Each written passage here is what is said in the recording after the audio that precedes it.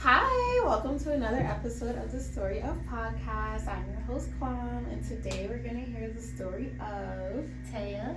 Taeha. You know, I don't know if I, no, yeah, I did. I was just saying, I don't know if I knew that's how you pronounce your name, but I did. Yeah. I would have been slow if I didn't. How are you today? I'm good. How are you? I'm doing pretty good. I'm so excited to have you on again. I know. I'm happy to be here again. So you guys, when I wanted to start season 2, I was trying to do something like different and interesting. So I'm like, oh, boom, like let's go out to restaurants and interview. And our interview was a little interesting. We had some guests. We had a lot of loud music in the background. We had a lady with her dog. It was a lot going on. So we're going to do take 2 today in a more controlled, calm setting. And I think it's going to be great. I think so too. Yeah. Get to redo some of my stuff, so. Yeah. You gotta make sure everything is most current, up to date. Yes. So let's just kind of start, like we'll just jump right in.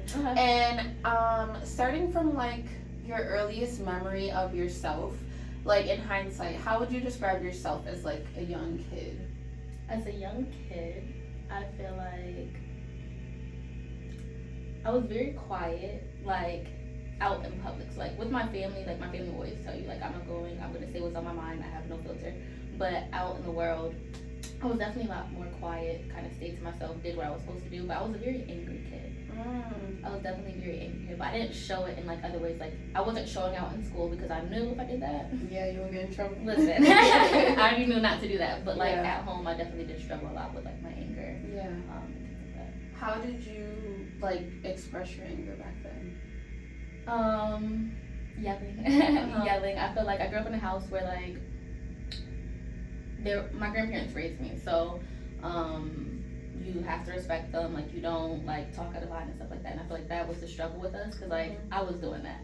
Like I want to tell you how I feel. Like if I'm not agreeing with something, like I was very vocal, and I feel like that caused a lot of problems with like me and my grandparents, because they believe like a child shouldn't talk back to their like elders like that. But I feel like mine more so vocal. Like I would throw things, but like I never like I wasn't like hitting things or anything like that. Yeah. But yeah. Yeah, I'm gonna just move this a little closer to you. You can say like comfortable, but I think that'll be a little better. Okay, so I can like understand that though. So your anger was more so outward, but like at home. Yeah. Not like out in public type of thing. No. Do you know like why you think you were so angry? Oh yes. I feel like my situation that I was in, I didn't know why I didn't have my parents. I remember I lived with my mom until I was about 5 years old. It was like Halloween, so around this time, and I just remember going trick-or-treating, and then the next day, my dad and my grandfather like came to North Carolina, and then we're in the car with them, and we're moving, and I'm like, what just happened? So I wasn't aware why or anything like that. Now that I'm older, obviously, like I actually like didn't even know even still like the whole scope of things until like I met with one of my older cousins and stuff, and then I did get even more information about it. But yeah, I wasn't sure on what was going on. So like living in a new state and everything, away from your mom, the person that you kind of were with this whole time. Yeah. So yeah, and then like she would always say like, oh, I'm coming to visit you, and not come, and like that was like a thing like every year. And then I'd get so excited at school, like, oh, my mom's coming. And then she never would come, and I feel like I didn't feel loved. Like I'm like, where are my parents at? Yeah. So you said that was when you were 5. All that happened. Yeah. So I moved here around 5, turning 6. And it's so interesting because we already, like, since I know some of your story and I know we have a lot of like similarities, my like leaving and not living with my mom happened at 4, and it was also something like. She was there one day, and then the next day it's just like, well, later that day it's just like, what happened? Like, where'd she go? So yeah, that's pretty interesting. Do you feel like triggered around this time, like still, or have you ever after that situation? No. Okay, that's good. I wouldn't say so. I would have like I will say I did have dreams of like the day that I left. 'Cause I remember like sitting in the car, and then like I'm like looking out the window watching like my grandma, my mom's mom, and her like crying, and like I have like this door blanket.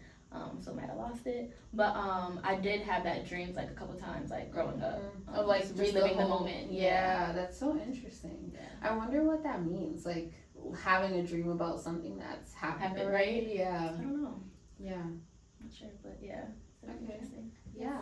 Okay, so where did you grow up before you left living with your mom and then after? Okay, so I was born in Arizona, Mm-hmm. and I'm not too sure like the time zones of everything, but like I moved around a lot from birth to 5. So I knew at one point, like I was born in Arizona. I know at one point we did come back to Connecticut, and I was like living with some aunts or something. Went to North Carolina. I moved around a lot throughout North Carolina. I lived in Alabama for a couple months with my dad. He came and got me for like a couple months. Then I moved back to North Carolina, stayed there again, and then I finally moved to Connecticut. Mm-hmm. So lots of moving Yeah. before 5. Yeah, and then after you moved to Connecticut for the last time, you've just been here. Yes. Mm-hmm. Yep. And when you mentioned earlier, like your anger was kind of stemming around like, where are my parents, sort of thing. Where was your dad? Because you said that you lived with him for a little. So when I first moved here, my dad was staying at the house with my grandma. Mm-hmm. But then he met a lady, and she's my stepmom to this day, which is actually funny. Their anniversary is like my birthday. But my grandparents didn't believe in like living together without being married. Yeah. So what's it called? Like, he went and stayed with her. Like I know at one point like they're like living in a car and stuff like that. And then they ended up getting like their own apartment and stuff like that. So I would see him sometimes on the weekends, but not all the time. It really just depends. Yeah. So kind of going back to my first question about how you would explain yourself then. Do you feel like you're that same little girl inside? Oh no. Yeah. When do you feel like you evolved, and then what did you evolve into? I just feel like in like the last couple months I've just evolved so much into a new person, considering like all just the life changes that have been happening. But I feel like it was a process, because I know when I was growing up I wanted to do therapy, but because I knew I was angry. Like my grandfather, he would make jokes like, oh, like your anger is gonna make you like jump off a bridge one day, and I'm just like, okay, if you know that, maybe we should go get me some help. Yeah, like why don't you figure it out? Yeah, but like they didn't think therapy was for Black people, so that's why we never went. Now, like, a lot more open-minded and stuff like that to it. But before, it was like a hard no. So when for them or for you? For them. I wanted it, but they wouldn't let me. So when I went to college, I did. I met with a therapist there for a little bit, but then he ended up leaving, and then I never went back. But I did like it. I did enjoy it. And I'm like, no, and he did challenge me. Like the few sessions that I was there when it came to my mom, he did challenge me a lot. And I was like, you know what? I want to give it another try. So I've been in therapy now for about, I say 2 years. And I feel like I've made a lot of progress. Like just working with her and talking with her. Because like at first it was like once a week, then once every 2 weeks. And now I go to her like once a month. But I feel like just going to therapy, it helps so much. Yeah. Like just being able to talk about things, just move past things. And also like me and my sister were very close. And I feel like she's very wise, and I feel like she definitely also gave me a lot to just realize too. And when you really just start focusing on what you have rather than what you don't have, I feel like that really just shifts your mindset.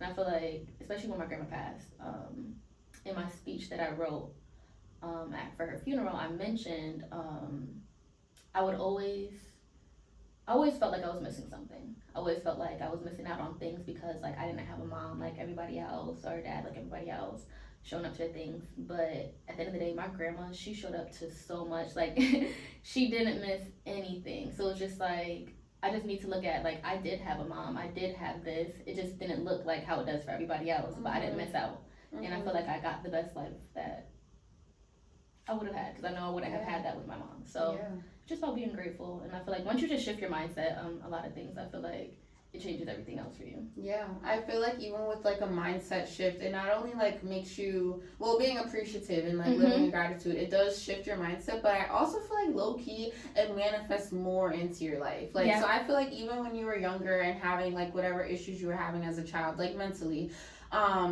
you were still in some way appreciating like your grandmother and your other family, and that was allowing you to still feel like all the extra love that you kind of were like missing out on from your mom. So yeah, that's a great thing. Even having your sister, like being blessed with your sister. So is the sister you're referencing older or younger? She's older. She's 2 years older than me.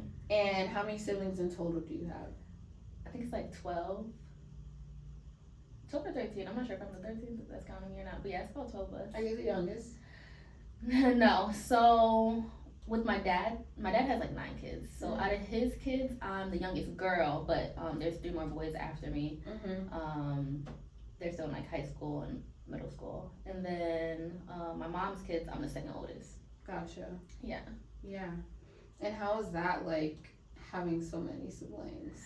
It's nice. I feel like I love having like such a big family. I'm not close to all of them because like the age range is just really hectic. I think my oldest sister she's actually around my mom's age, so they're like 40 something. Sorry, I don't remember the age, but they're 40 something. And then my youngest siblings, I have 2 brothers who are about 12, 13. So the age gap is no. So my mom and my dad just had kids at the same time. Gotcha. They did that twice, I think. Yeah. But yeah, so I do like it. We all have like our own relationships, and we're all kind of like in different states as well, so that kind of makes things a lot more difficult to like keep in touch. But we do try for the most part, like on Instagram and like send each other stuff and try to call sometimes. So yeah, I will say it definitely is hard to like keep up with like interacting with siblings if you weren't raised with them, and also if like they don't live with you, because like so I grew up with like biologically my one sister, and then at some point in time, maybe I was in like 7th or 8th grade, I discovered that my mom had a set of twins before she passed away, and they were adopted by their other mom, but that's their mom. Like honestly, she's so great to them. And they were living in Florida, and that's where they grew up and stuff, and now they live in Texas, and like they're like 20. They're 20. They'll be 21 in December, and I'm 27. So it's not a huge age gap, but it is like a big difference. And like I said, we weren't raised together, so like I love them just as much, but I just be feeling bad sometimes. It's like, damn, like I wish we were closer. I wish we like saw each other more. I wish we talked more. And like we can, like as the older siblings, we can just reach out more. But it's just like life be life, and like it does. It's a lot. It does, and I feel that same way. And I feel like a certain level of guilt sometimes, especially because like you said, like you want to reach out, but like I just already have my own stuff, and it's like just because me and my sister, and like I never want to make my other siblings feel a certain kind of way, but me and my sister just share a very special bond. You know what I mean? And like sometimes like it's hard because I'm like I want to post her, but I'm like I don't want my other siblings to like why shouldn't you do that for me? You know? But it's just like she's so.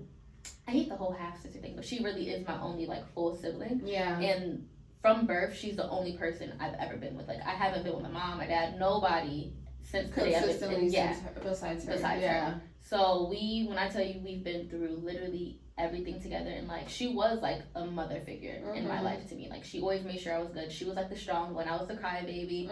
So like I would lean on her and stuff like that. So like our bond is just like it's like no other. So I do feel bad sometimes. It's like I wish like I do want to put a little bit more effort. Like even like because like, a lot of them do have kids and stuff like that, and I feel bad because like I'm not around, and like the kids, like my nieces and nephews that I am around, I'm very involved, very much, you know.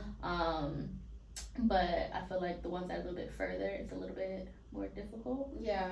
You know, and it does make me feel a bit bad. Yeah, I be feeling that way too. But I don't know, as long as we just show them still our love when we can, and like even so what I try to do now is like when I do talk to my brothers, and I've seen them. So they're twin boys? They're twins, yeah. I've seen them, and they're so cute. They get it from me. No, I get it. But I've seen them, like, a good handful of times, like, in person. They've, like, come to Connecticut a few times. The first time we ever met, we went there to meet them because, like, their mom didn't really, like, obviously want them to, like, just travel to their family, but strangers for the first time, and they were so young. But yeah, whenever we are, like, together, we do get to talk. I just like to, like, really remind them, like, you know, I love you guys so much. Like, I'm sorry that I be a little distant, but, like, literally and figuratively. But, yeah, you know, the love is always there. No, facts. You said they live in Florida? No, they live in Texas now. Okay. Oh yeah, that's some ways. Yeah, they have a really nice, like all the houses in Texas are so nice. They're so like just big and like dramatic. They are. Yeah. I do like Texas. I don't mind living there. Yeah, right. Would you ever move out of the state? So it's so funny because like I always wanted to. I feel like I've always wanted to. And then, well, yeah, because you technically have lived out of the state before. And because I don't really like winter. I don't like the cold. Yeah. So I always wanted to. But then, like, when my grandma got sick, it was like I didn't want to miss out on time with her, so I didn't go. Like I was like, everybody's like, come on, move out of state. Like I had some friends moving out, and they're like trying to get me to go, and I'm just like, I can't leave her. But now that she's passed, you wouldn't think of like, oh, I could up and go, but now I feel like it's even harder for me to leave now because I feel like, especially like leave my sister. You know, and I'm like, honestly, at this point, I'm like, wherever she goes, I kind of want to go. Yeah. But I just feel like, I don't know, right now, I am transitioning in a lot and I am alone, but like, I don't know if I'm ready to be that alone by myself yet. You know, like, that's a lot. Because then you can't, like, even now, like, I mean, I talk to my sister mostly on the phone, but still, if I want to go down the street, if I want to go, like, even last night, go to an event with my niece or something like that, I can't do that, you know? It's literally going to be me out there by myself. So, I don't know. I feel like I'm very family oriented. So, like, I kind of want to stay around my family. But if I was to move, like, with a partner in the future and stuff like that, I think I wouldn't mind that. Yeah. Do you feel like with your relationship with your sister and like you guys being so close and she's like how you would describe the stronger one, do you feel like you have like codependency, like I don't know, was it with her, for her, to so her? I feel like at a point I did. I did. There has been things that has happened where on a few occasions I had to be the strong one for her and I did pull through, but for the most part I would say she is a lot more, because I feel like I'm just a very sensitive person. I'm very sensitive. My sister, like, even just growing up when stuff would happen with my mom, she's like, and I know it probably bothered her on her own time, but like she would just never like show it in front of me. So I definitely do feel like I did depend on her a lot, but I feel like now I've really been trying to not depend on her, and I feel like especially like just after my grandma passing and then like my breakup, she has 2 kids now. She has a lot of things going on, so I really just try to sit in my shit by myself. I will keep her updated, you know, and stuff like that, but like I try not to depend on her so much and just depend on myself. In this season. How's it going for you? Depends on the day. Depends on the day. I feel like healing is not easy. Like one day you'll wake up and you're fine, and then the next day you wake up and you feel like you know, and it's like your best depends on which day it is. Like, you know, like even if my best is literally just getting up out of bed today, then that's my best that I have to give that day. I feel like I said, there's a lot of transitions, and like just grief alone is a lot to deal with, especially when you're by yourself in your own apartment. You come home to yourself every day. But I feel like it has been helping me grow a lot, because I'm not used to being by myself. I grew up in a house with 9 people. Like I said, I always had my sister. So this, I feel like it's really teaching me, like, I can do it. I can do this by myself. Like, I don't need anybody else. And it's been nice, though. Like, it's been real eye-opening, and I feel like on the good days, like, I really genuinely do feel good. That's great. And honestly, I just want you to also, like, remind yourself and give yourself grace that I personally feel like almost all the younger siblings, or, like, if it's, like, a sister duo or brother or sister duo, like, the younger sibling tends to have the codependency issues. Because, like, I feel like between my sister and I, she's definitely more that way, and it's not even like she's codependent on me, because I purposely distance myself from everybody, not even gonna hold you, but like I can see those tendencies in her with like partners or with like other family members. Like she just kind of always wants to be with someone. Like a little example is like, and I guess a lot of girls do this too, but like going to the bathroom, right? She won't want to, like, not in the house, but like in public, she won't want to go to the bathroom by herself. It's just like, why not? Like, I could do it. Like, you could do it. Just go to the bathroom. But she would literally, like, not go if no one's going to go with her. So it's, like, stuff like that. So I feel like a lot of younger siblings have that vibe. So I definitely agree with that, especially in relationships. I feel like I definitely, because I'm a relationship girly. I do like to be with a person. But I feel like a lot of times in relationships, I lose myself. Like, I come so focused on the other person and, like, their wants, their needs, everything, and I end up, like, losing myself in the process. And I feel like I have not been in a relationship where I feel like it's pushed me in better places. I feel like my partner always ends up in a better place.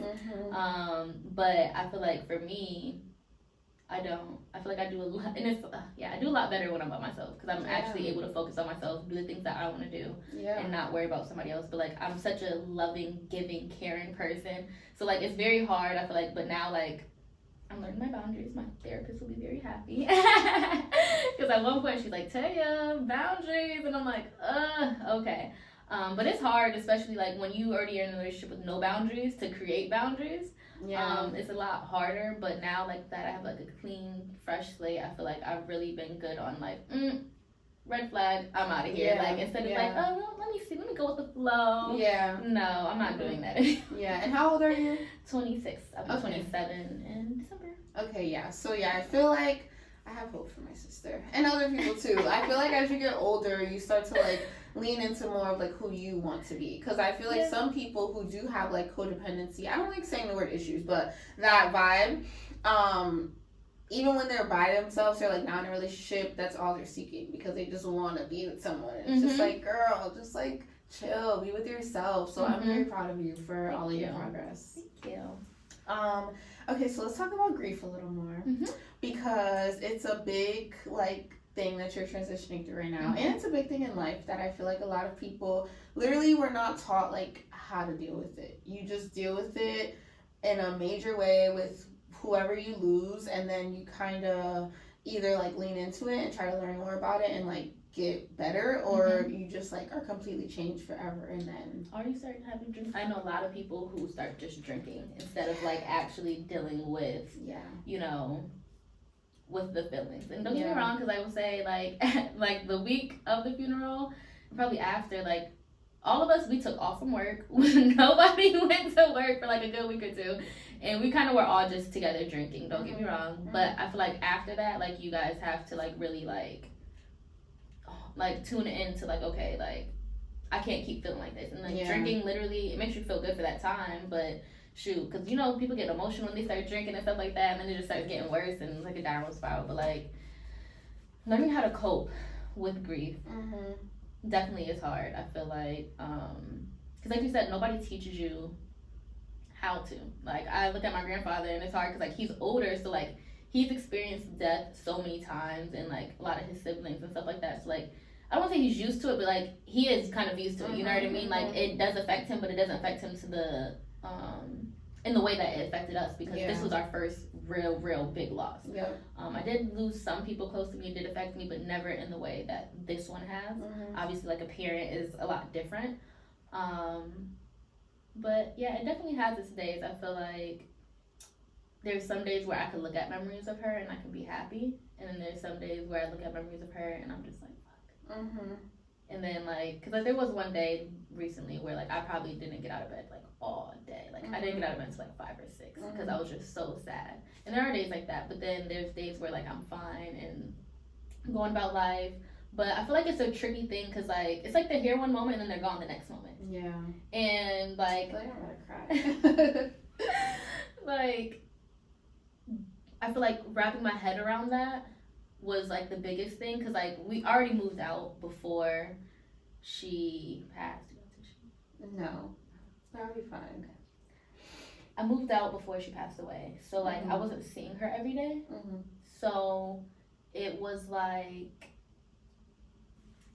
when she did pass, it felt like I'm gonna see you again. You know what I mean? So like I would get out of work and then like, cause she was my best friend, so we would get out of work together and I'll go to call, and I'm like, fuck, I can't call her. And in those moments, that's when it would be like, it would just remind me, or like I was looking for my grandfather's house phone number one day, and and I knew he sent me a voicemail, so I went to there, and I pressed it, but it was her voice speaking, because she left me a voicemail telling me to call her back.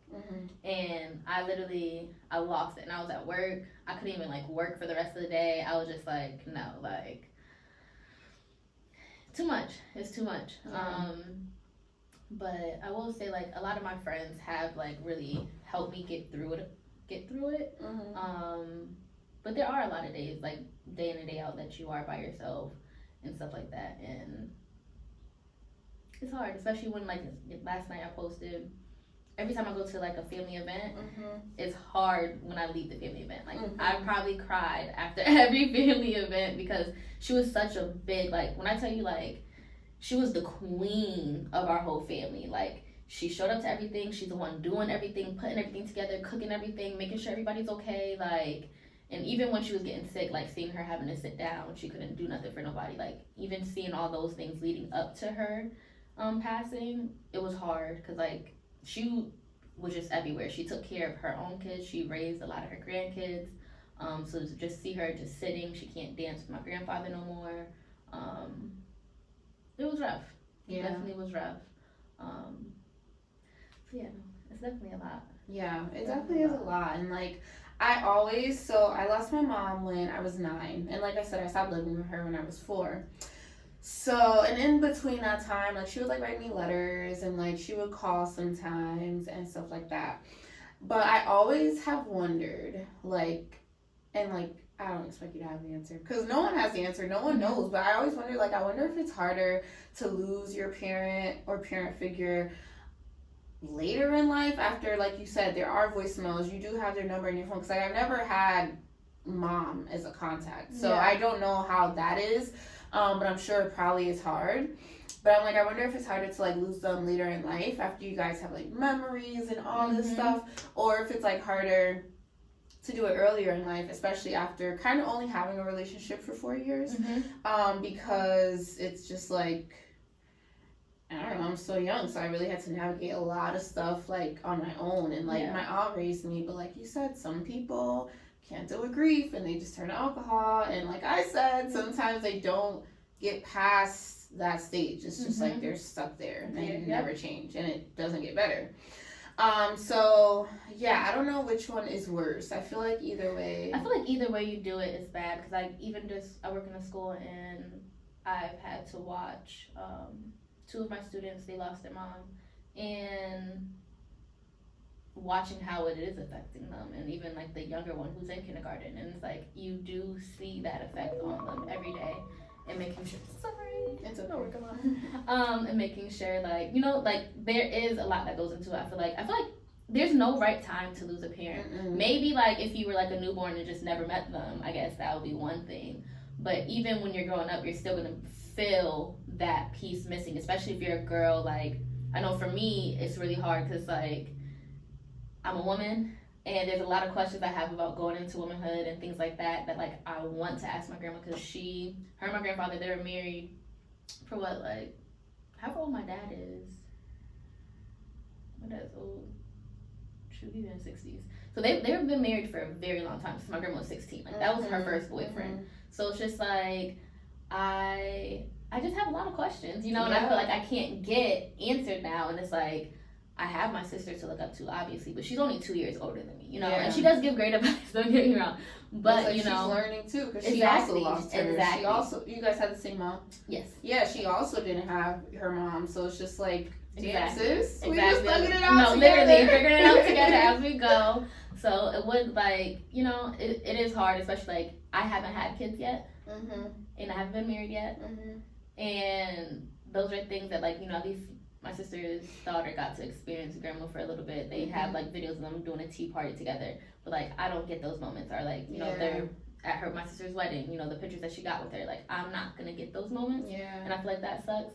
But yeah, I feel like, I don't know. I feel like there's no age where it's like, okay, unless like you're like older in your 50s, then I feel like it's a bit better because like you really did get all that time. Life, yeah. Exactly. It's like, okay, at that time, like you have to expect they're gonna leave at some point. Yeah. But I feel like any time when you're just young in general, it doesn't matter how long they've been there, like it's gonna hurt. Yeah, because like you said, with like losing them as a newborn or whatever, I feel like seeing how my brothers have like so many questions and like they just like want to know about their biological mom and all this stuff, and it's just like, I really don't know, so I can't even help you. They do. You always have questions. You always have questions. Yeah, and like they don't know who their dad is or was either. So like like I said, their adoptive parents are like really great and stuff, but it's also too like they're white and my brothers are black, so like they're very like culturally like cognizant of stuff, but it's still just like it's just not their whole being, There's like so much missing pieces. I can see that. I can definitely get that. Yeah. And also, you mentioned like, going into womanhood and having questions. I do be feeling that really heavy. Like, I feel like, so my mom died when, that was 2006. So it's been a good little minute now. It's crazy because it doesn't even feel like, it still feels like it was like 5 years ago or something. But yeah, a lot of times I'm just like, damn, I wish I could ask my mom this. Like, so yeah, I feel like it's just always in life, grief is something that once you experience it, it's kind of something that peaks up in your life at random times. It does, I believe, get more easy to manage because, like, my uncle, who also helped raise me, he's married into my family, so he's not my blood, but his mom died when he was younger too, I think in his like early 20s, and like seeing him now, like, I mean, it did affect him because like they went to church every day as like when he was young with his mom, and now he never ever goes to church. Like, he's never been to church with us, like, ever, and he won't. But he also has told me a few times in life, he's just like, you know, it gets easier. So just, that's waiting for that easier now. I know mine is still very fresh. It's like 67, so it's like, damn, it's gonna take that long. Yeah. And I feel like somebody at my school pulled me aside, and they were just like, grief is love with nowhere to go. When they said that, I'm just like, because the heavier you love that person, the more grief you kind of do have. And I was like, that is so true. Yeah, that is so true. So I know a few people, I mean, literally almost everyone in the world, but I know a few people right now who are dealing with grief. So if you had, from your experience and mine, I'll say my tip, but if you had one, like, piece of advice to give to someone who's grieving, like, what would it be? Feel it. Feel whatever you're feeling, no matter where you are. Take that time, because, like, the more you hold it in, the more it's gonna, like, build up. And just lean on your people. Like, I feel like it's hard, especially, like, I feel like, especially for guys, to cry in front of their friends when stuff like this happens. Just, well, in general. But I feel like, just do it. Do it, cry, let your friends be there for you. Because I feel like in those moments that I let my friends really be there for me, like, it made, like, the world of the difference. And letting my support system be there for me, like, and don't get me wrong, sometimes you have to, like, sit in it by yourself. But in the time when you don't. Yeah. Because I feel like there's a lot of times that you'll have to sit in it by yourself. Exactly, so it's exactly. Like, sure, you'll have those, but, like, when you have the chance to, like, be around people, just be around people. Yeah, and also just finding a way, like, I'm already, like, to, especially, like, if it is a parent or something like that, find a way to still honor them when they're not here. And I feel like, you know, my family, we do something big every year we started this year for her birthday, but every year it's going to be a continuous thing. But then also I do have something in the works that I want to do in my grandma's name that I feel like will just continue to have her legacy move on. Yeah, I can't wait to see it here.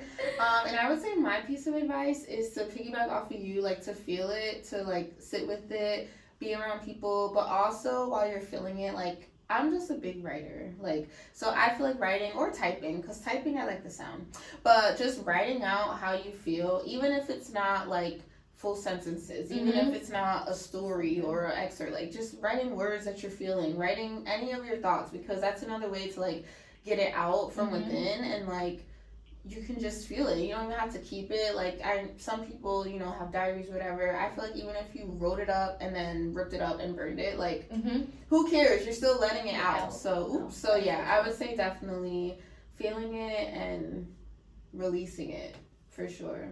No, that's true. That's one way to get through it. Because if you don't feel it, literally your grief process is going to be 20 times longer than what it probably should be. And it's going to keep hitting you even harder. It's not going to get easy for you because you're not actually dealing with anything. Yeah. And I would also say, too, not feeling guilty or ashamed of feeling sad. Like, even if it's been freaking, first of all, within the first year, like, there's no point in time that you should be like, oh, it's been this long, I should be over it. Like, how? Yeah. Like I said, my mom died almost 20 years ago, right? 2006 to now, that's almost 20 years ago. And I'd be still crying over it. So it's just like, there's no reason for anyone to ever feel like guilty about being sad. Like, if you're around people who are making you feel guilty, they don't even need to be around you, because it's like. And I feel like that is the hard part, though, because I feel like a lot of people don't know how to deal with grief. Yeah. Like, somebody else going through grief, like, they don't know what to do. And I feel like I did go through that a lot with don't get into too many details. Don't make me into a bad person. But like, just as far as like when I was in my relationship, just knowing like, hey, I'm crying, give me a fucking hug. Like, you know, like I would have to ask for a hug. I would have to, you know, ask for these things instead of it just being okay. Like, I'm gonna do it. You know what I mean? I didn't feel like I was supported during that at all. And it's just like, okay, like I get that, you know, you may not be in touch with your feelings, but there's just certain things I feel like if you see somebody, like just imagine if your mom or dad passed away, how would you be feeling? What would you kind of want? You know? But I feel like a lot of people, they're just like, ooh, I don't want to touch it, or I don't want to talk about it. Like, you know, and I also feel like an easy way, like for people to deal with someone who's grieving, who's depressed, who is manic, who has anxiety, anything, literally just simply asking like, what can I do for you? But also before you ask, make sure that you actually are open to anything they say. Exactly. Because some people will ask that and they, like you said, they're like, oh, I really don't want to do this. It's just like, okay, well then leave. Like, why'd you even ask? But yeah, I feel like that's just the easiest way, because you're right, a lot of people don't know how to deal with like grief and other like high level emotions, but I feel like it's just as simple. If you don't know, then ask. Like, no, and if you genuinely want to be there for them, then you're gonna listen and do what they say. Literally, I agree. I think that's all it is to it. It is. It's pretty simple. Like, very simple. You don't have to talk too much. That's one thing. Don't talk too much. Right, literally. That's what I said. I would hate when like people go on these like long rants, and it's like, I know it's gonna get easier. I know these things, but right now in this moment, I don't want to hear that shit. It's not easy. I don't want to hear it. You know, just take some time. But, like, I appreciate, like, I did have like friends just giving me like gift baskets and things like that, put wine, just a whole bunch of things inside of it, and it definitely did, like, I'm like, wow, like, you went out of your way, like, even if you just want to do that, like, it just shows that you took time out of your day to make sure, like, to brighten my day a little bit, you know what I mean? Yeah. So, less talking, more giving. Yeah, because there's 5 love languages, so I feel like a lot of people, most of the time, especially if you're not in a romantic relationship with them, they don't operate in your love language, they operate in theirs, which is fine, as long as you're doing something showing that you love and care about me, then that's fine. So if it's... So do you think if a man never does something in your love language for you, you don't think that would be a problem for you? In a romantic relationship? Yeah. No, that would be. But I'm saying if it's not. Okay. But no, if it is, yeah, it's your job as my partner and mine as yours to, like, figure out what that is, even if, because like not everybody knows about the love languages, so it's like, okay, well, for the one and the 2 that does know, you need to just see how they operate, see what they do for you, because that shows you what their love language might be. That is true, because I feel like typically, like, you love the person, like, and you do for the person in ways that you would want done to you. And I feel like that was definitely me in my last relationship. We have 2 different love languages, and I feel like we kept giving each other what we wanted, not necessarily what the other person wanted and what they needed. Exactly. And I feel like that caused like a lot of issues, because it was just like neither of us really felt truly loved by the other person, just because like you're not feeding the need that I have. You know. What's your love language? All of them. Yeah, I feel that. All of them. But, like, I feel like with my last relationship, don't get me wrong, I love nice things. I love a gift. However, I'm also just not materialistic either, though. Like, I didn't grow up with much. Everything I have is because I worked hard for it and I went and got it. But, so, like, that doesn't impress me. Like, money, like, and I feel like that's what it was, like, with him. Like, he was definitely a lot more, like, money-driven. Like, he loves the expensive shirts and all that stuff. So it's like, I don't mind getting that for you, but like also, but for me in return, like I felt like a lot of my love was being bought, and I'm not that kind of way. Like if I wanted to fucking marry for money, I would have been did that. That's not me. Like I want to feel loved. I don't want my love to feel like it's being bought. You know. Yeah. So what's your like top, like number 1? Okay, well I could give 2. I feel like service. I feel like I love acts of service, and I love physical touch. I feel like those 2 are like my top ones, because I need to feel like you actually fuck with me. Like, if you're not touching me and stuff, I'm like, I'm your friend. Literally, it's giving friend. So I feel like that, and I love when somebody just thinks of me, like, and like I said, like it doesn't have to be anything big. Like it could be something small. Like you heard, like I said, ooh, I need this for the gym or whatever, and you go out and you just go get it for me. You know what I mean? Like things like that, like I feel like it means a lot, because it means when you're out, you're thinking about me, I'm on your mind, you want to make my day in some way. So I like that. Yeah, I like that. What are yours? My top two? Yeah.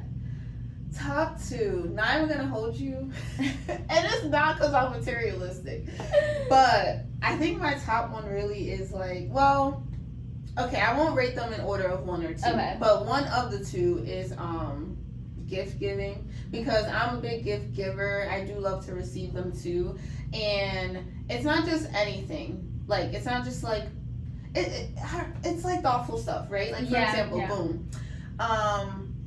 I lost my AirPods like over a year ago, and I've been using the wire ones because I just be cheap.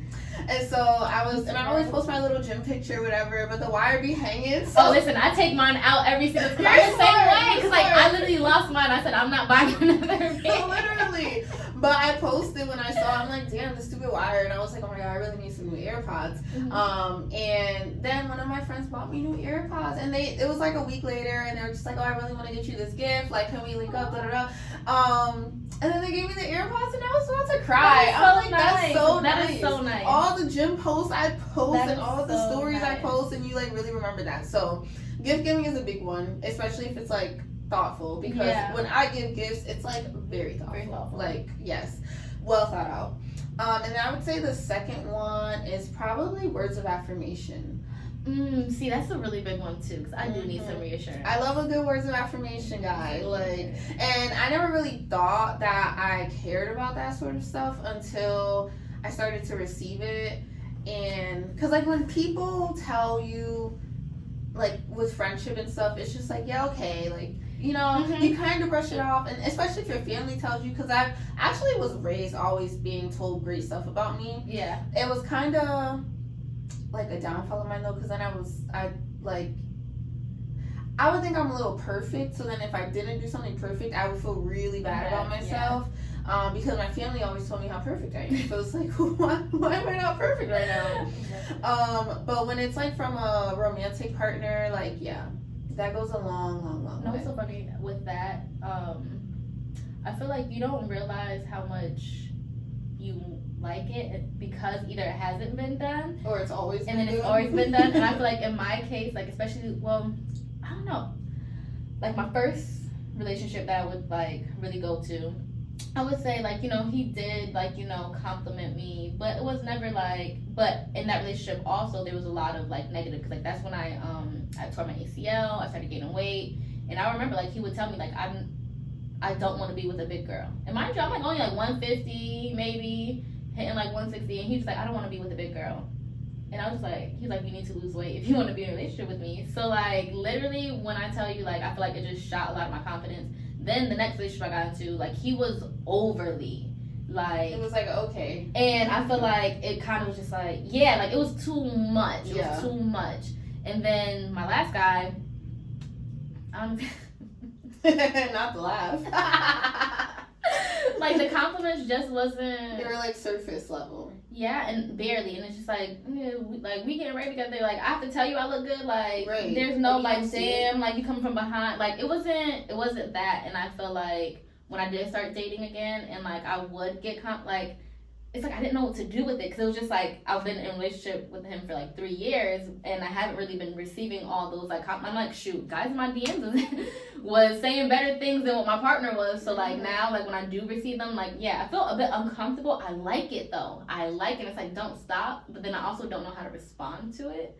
You know what you can do? What I learned, when someone tells you a compliment, you literally can say it in your head, be like, yes, I know XYZ. So for example, if I'm like, oh my god, Taeha, like I love your smile, you have such a pretty smile, you could be in your head, be like, yeah, I do have, even if like you say thank you right away, whatever, but in your head, make sure that you like cement it in, be like, yes, I do have a really pretty smile, I do have a perfect smile. Like that way when people, like the more people say these things, it's like it resonates with you. So it's like, yeah, like I know, you know, like still thank you, but like I know for sure. No facts. That's like something that I've tried doing for like, I don't know, maybe like 2 years now, and like it really works. So like now when I do get compliments, I don't feel uncomfortable, because especially if they're like things that I do know, it's like, oh yeah, like they're right, and it's not just something that they're saying to like gas my head. Yeah. It's like it's genuine because I know and I believe this. No, that's so true.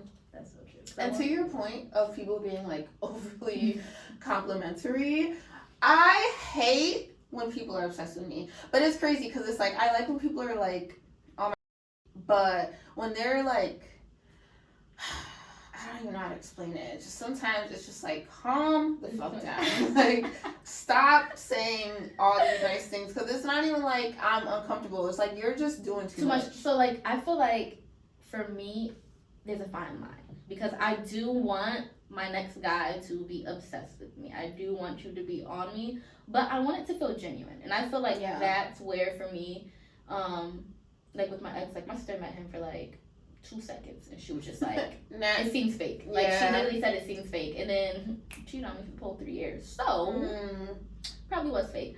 But and even there's this other guy who like be in my DMs with his lines and whatever. Be cool though, he's a cool person. Not with the lines, but it just comes across as like not genuine, and it's like I know he does think I look really good, but at the same time, like, I don't, like, it's just, like, I'm like, you saying this to every bitch. Like, these lines are just, like, this is your favorite line. It's too much. Like, you know what I mean? So I feel like as long as I feel like it's, like, actually genuine and it's, like, not, like, oh, I'm just saying, like, I say this to everybody. Like, you know what I mean? Yeah, like, I know what you mean. You can be obsessed with me. Yeah. Not with other bitches. Exactly. And I feel like for me, maybe it's because I be dating outside my race a lot, and I don't be dating a lot, but like whenever I do talk to people, it's usually like not black people, just because they don't be fucking with me. But I be thinking like, okay, maybe you just really always wanted to be with a black girl, so that's why you're just saying all this, and they don't say stuff about me being black, but it's just like, oh, you're so beautiful, oh, you're a goddess, oh this, oh that, and it's just like, calm down, like, I'm not even nice to you. Like, that'd be it. It's like, I don't even reciprocate the energy, so why are you so obsessed? So do you feel like you date more like white?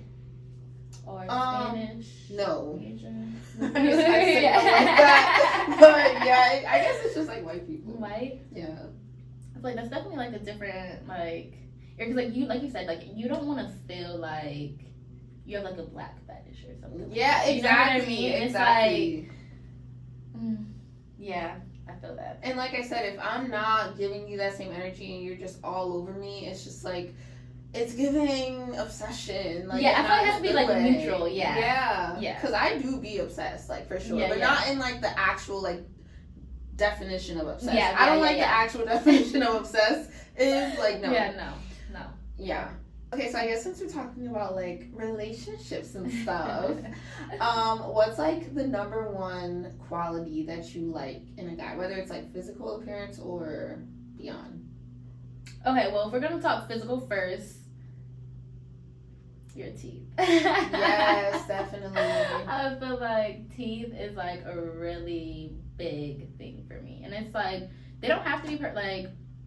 My teeth aren't 100% perfect either. I do have my smile though. But, like, when you smile, like, it has to look nice. Like, I feel like I look at people's mouths a lot when they talk. So, like, it's so, my best friend, she's like, Taeha, my eyes are up here. And I'm just like, I'm so sorry. But I feel like teeth, like, that's like one of the first things I notice. And I feel like if I notice your teeth is a little, I'm like, The smile too, because I hate, and I always hate it. Even when I was a little kid and we were taking school pictures, I'll see other little kids, they'd be like, I was like, wow, why are you smiling like that? You don't know how to smile? Like, what's wrong with you? I swear, no, it's so funny, because one of my exes, I used to hate the way he was smiling pictures, and I'm like, why are you making that face? Right. Like, please, sir, fix your face. That's so that really grinds my gears. Like, come on now, like, fix it. That is so funny. So I feel like that, and then I feel like outside of that, I feel like it's difficult. Like I'm a very independent person, so I feel like I just really want a partner who I don't feel like I have to be independent with while I'm still with them. You know what I mean? Like, I want to feel like secure. Like, I can be submissive to you. I feel like I've never been submissive in any relationship because I've never trusted the person I'm with to be able to lead the relationship. And I feel like I finally do want that. I feel like a lot of the men that like I am trying to date or that like I am giving the time of day to, like, for the most part, they have something going for themselves. They have a vision. Like, I need stability. That's one thing for me. Like, I'm not doing no more Build-A-Bears. Yeah. No more Build-A-Bears. Like, you have to have something in line. Like, you know what I mean? Like, you don't have to be rich or anything like that. But, like, you have to be able to hold your own. Like, and if you can't hold your own, I'm sorry. I'm getting too old. Like, I'm ready to build. Like, I want somebody where I'm at or above, and we are able to build. Like, if you're not there, like, I feel like I don't know if I can take you serious. Yeah. Because, I'm not, like... Because you're not taking yourself serious. Exactly. So it's like, and it's like, you're too old. Like, right. and I feel like... And I'm really trying not... I know age doesn't really matter, I guess. But, I mean... But, like, at the same time... You know... Like, you know... And it's like, like, you know... Exactly. At this age, like, you should have a car. Yeah, we don't live in New York City. Okay. So, not having a car... At the very least, have a car. Apartment... I would hope so, but you know, listen, if I could have lived home longer, I probably would have. But definitely, like, you just have to, yeah. I need somebody with their shit together. Yeah. Because my shit's together, so I'm not carrying anybody else's load anymore. And I feel like I've done that in my last couple relationships when I first met them, and I'm good. I need to experience something different. No, and as you should. Like, I feel like for me, a big thing that I like and people, friends and romantic relationships is like optimism, like optimistic people. Like, even if your shit is going terrible, like, I need you to not succumb to that. Like, you need to just be looking on the bright side. I don't care how hard it is. I don't care if you cry in private or, like, you could cry to me, but we're also about to still like look for solutions. I don't like people who like pity themselves and just let everything happen. Because, like, for me, don't get me wrong, when anytime anything happens, I am gonna cry. I'm gonna be upset. Definitely. Give me like 10 minutes. Right. But then after that, I'm on, okay, so what are we doing about it? Right. You know what I mean? But, like, a lot of people like to sit in their shit. They like to feel the self-pity. They like to feel like the victim. And, like, that mentality, it doesn't get you anywhere. It doesn't help anything. And, like you said, like, I don't want to be surrounded with people like that. Like, because no matter, in life, nothing's ever going to be going great. Right, like, literally. Life be hitting every day. And it's just like, how do you react to it? Right. Because if you're reacting bad, like, we don't have you. It's just like, right? And you're just like a Debbie Downer. Like, I don't know. Like, I love good energy. I love people who are resilient, who can get past their shit and become better. Because I feel that's the only way. If you sit in your shit and you just keep feeling sorry for yourself, you're never gonna actually improve or get to where you are planning to be. Literally, me crying while I was waxing you a few weeks ago. I was boo-hoo crying. Like, you're like, you can take a break. I'm like, no, it's okay. You probably like, this bitch is insane. But no, honestly, like, for me, like, because I've been crying at work. You know what I mean? So, like, I get it, you know? And for me, it was just like, okay, I know because, like, normally, you know, some days most of the days we do talk, but then there are some days when we go in and, like, either one of us are just like, not today. And just be able to respect that. And, like I said, like, for me, seeing, I'm like, it hurt. I'm just like, because I'm such a lover. I'm like, I just want to give her a hug right now. But I'm like, my legs spread open like that. I know, I felt so bad. It was honestly like the ugly cry too. Yeah, but at that point, I couldn't even like hold it. Yeah, and like I said, like, the tears. I'm definitely a person. That was like, so just good. Cry, like, like, especially like just knowing everything. Life is hard, and sometimes you just need that moment to let it out. Like, shoot, because I'd be in my coworker's office, I'd be crying. I was like, and, like, you know, so, like, we all have those moments, I feel like. But I was just happy that you were vulnerable enough to do it in front of me and not feel like... And only you. Nobody else ever said I did that, and they probably will never will. Never again. I'm a tough bitch. Okay, we all have our moments. Yeah. Okay, so I feel like to end it, which I wish we had more time, but what's one, like, mantra that you live by or that you, like, repeat to yourself every day that kind of gets you through? Yes, so it's a kind of a long quote, but it says, I believe in the sun even when the sun's not shining. I believe in love even though I'm alone. I believe in God even when he's silent. I never lose faith. And I feel like for me, just being through, like, everything that I've been through in life, I've always tried to look on the brighter side. I never let anything make me bitter, nothing make me like, like hold me back. I always, even though the hurt that I'm feeling, I would never want anybody else to feel that or anything like that. So like I just keep going, and like I know something's good gonna happen to me. My blessings are gonna come. So yeah, just always looking on the brighter side of things. Yeah, and they're always coming. They Even are. when the bigger one you're still waiting for, they're always coming. They are. So. Yes. I'm proud of you. Thank you. And I'm thankful that you came on my show. Guys. Yes, I'm so happy to be here. This is fun. I like this. I know, right? I love it too. Good. And if you want the people to follow you on socials, share your handle with them. It's _ the lovely Tay. It's private, but I will accept. Yeah, if you're cute, yes, we'll accept. Right. And as for the podcast, you can follow. First of all, subscribe to this channel. You probably should be already, but if not, subscribe. Like this video, drop a comment. Yes. If you've gone through like grief or like dealing with people who don't speak your love language, like share your story, please. Like I'll read it, I'll respond to it. Shoot, I might even respond. She definitely will. And yeah, follow us on Instagram at TSO Pod. And until next week, you guys. Goodbye. Bye.